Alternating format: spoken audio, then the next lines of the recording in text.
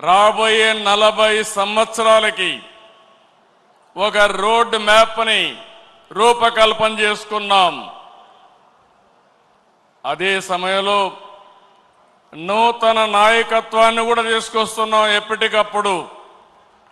ఇంకో పక్క 6 శాసనాలు చేసుకుంటున్నాం.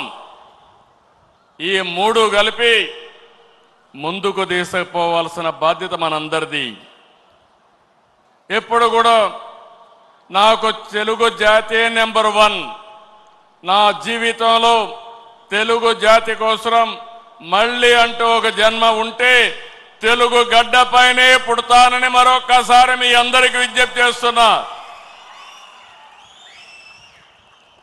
అదే మారిగా ఈరోజు నా ఆలోచన ఇది నెరవేర్చేది పార్టీ కార్యకర్త. అందుకే కార్యకర్తే అధినేత. మీరే నా హైకమాండ్ కూడా, మీరే సుప్రీం కూడా. ఇది పార్టీ సిద్ధాంతం అని మరొకసారి విజ్ఞప్తి చేస్తున్నాను. వేదిక పైనుండే నాయకులు గాని మీరు గాని అందరం గుర్తుపెట్టుకోవాల్సింది, పార్టీకి సాధారణ కార్యకర్త ఎప్పటికీ శాశ్వతంగా సుప్రీంగా ఉంటాడని చెప్పి కూడా నేను మీకు తెలియజేస్తున్నా. మామూలు విషయం కాదు. 45 రోజుల్లో 1 కోటి మెంబర్షిప్ చేయించిన, 1 కోటి పైన మెంబర్షిప్ చేయించిన ఏకైక పార్టీ తెలుగుదేశం పార్టీ. ఇంకొక పక్క తొలిసారి అసెంబ్లీకి 65 మందికి యంగ్స్టర్స్ సీట్లు ఇచ్చాం. ఇది ఒక చరిత్ర. ఏ రాజకీయ పార్టీ కూడా ఇంత సాహసం చేయలేదు. అలాంటి నిర్ణయం చేశాం. 61 మంది గెలిచారు. నూతన నాయకత్వాన్ని తీసుకొచ్చాం.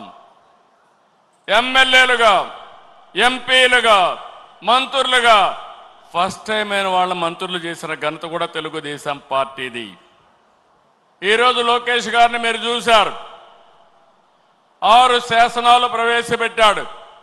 నేను మనస్ఫూర్తిగా అభినందిస్తున్నా. మామూలుగా పోయే ఈ మహానాడిని ఒక నూతనమైన దిశలో తీసుకెళ్లాలని 6 శాసనాలు ప్రవేశపెట్టాడు. అలాంటి లోకేష్ కూడా మీరు చూస్తే బాగా చదువుకున్నాడు. చదువుకొని వచ్చి ఆయనకుండే నాలెడ్జ్ని ఇక్కడ ఉపయోగిస్తూ, టెక్నాలజీ కానీ నాలెడ్జ్ని ఉపయోగిస్తూ ఒక నూతనమైన విధానానికి శ్రీకారం చుట్టాడు. ఇంకో పక్కన రామ్మోహన్ నాయుడు చూస్తున్నారు మీరు.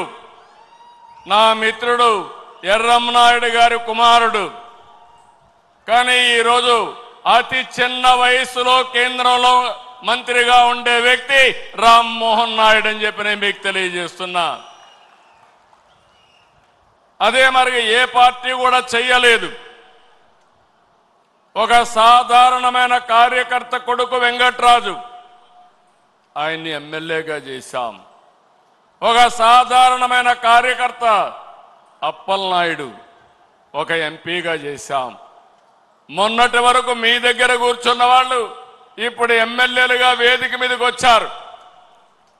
ఇది ఒక చరిత్ర.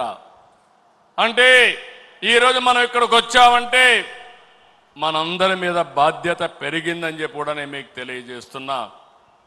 తెలుగుదేశం పార్టీ కొత్త తరహా అడ్మినిస్ట్రేషన్ కూడా శ్రీకారం చుట్టాం.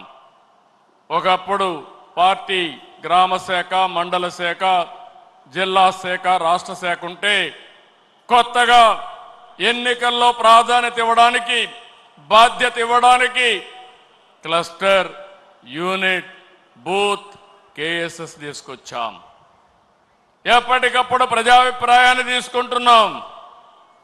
ప్రజాభిప్రాయాన్ని తీసుకుని కార్యకర్తలు, ప్రజలు ఎవరిని మెచ్చితే వారికి పదవులు అప్పచెప్తున్నాం. ఇలాంటి కార్యక్రమాలతో మనం ముందుకు పోతున్నాం.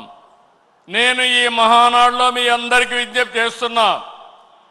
43 సంవత్సరాలుగా తెలుగుదేశం పార్టీ జెండా రెపరెపలాడుతా ఉందంటే దానికి కారణం త్యాగాలు చేసిన మీరేనని చెప్పి మరొక్కసారి విజ్ఞప్తి చేస్తున్నాను.